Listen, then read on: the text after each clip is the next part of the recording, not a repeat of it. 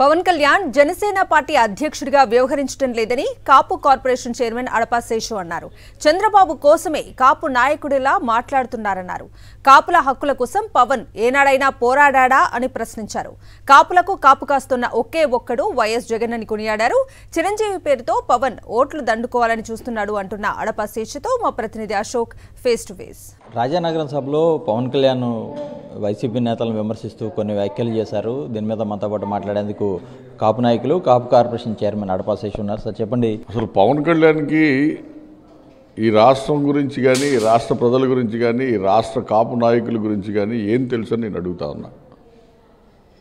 కేవలం చంద్రబాబు ఇచ్చినటువంటి తాయిలాలు తీసుకొని ఇక్కడికి వచ్చి స్టేట్మెంట్లు ఇచ్చేటువంటి పవన్ కళ్యాణ్ ఈరోజు ఏ స్థాయికి దిగజారిపోయాడు అంటే కేవలం కాపు నాయకుల్ని టార్గెట్ చేయడానికే పవన్ కళ్యాణ్ ఈ రాష్ట్రానికి పరిమితం అయిపోయాడు.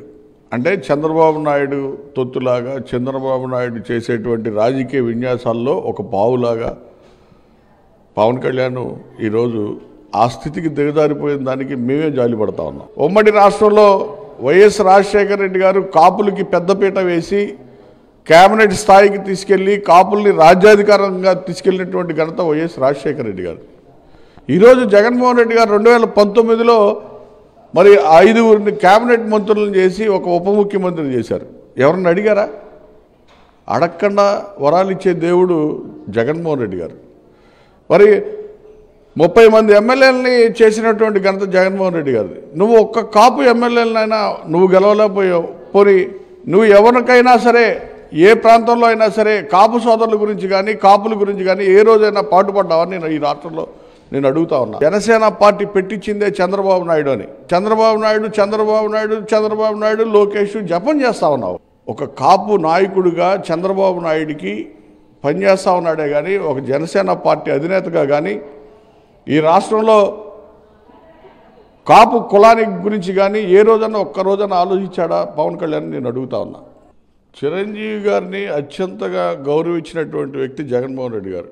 ఏ రోజు కూడా చిరంజీవి గారిని ఏకవచనంతో కూడా ఎక్కడ కూడా మాట్లాడినటువంటి పరిస్థితులు ఎక్కడా కూడా ఉండదు. చిరంజీవి గారు వంక పెట్టుకొని ఓట్లు అడగటానికి ప్రయత్నం చేసేటువంటి వ్యక్తి పవన్ కళ్యాణ్ ఆ స్థాయికి దిగజారిపోయి. అంటే ఏంటి, ఈయన ఇమేజ్ పాడైపోయింది ఈ రాష్ట్రంలో.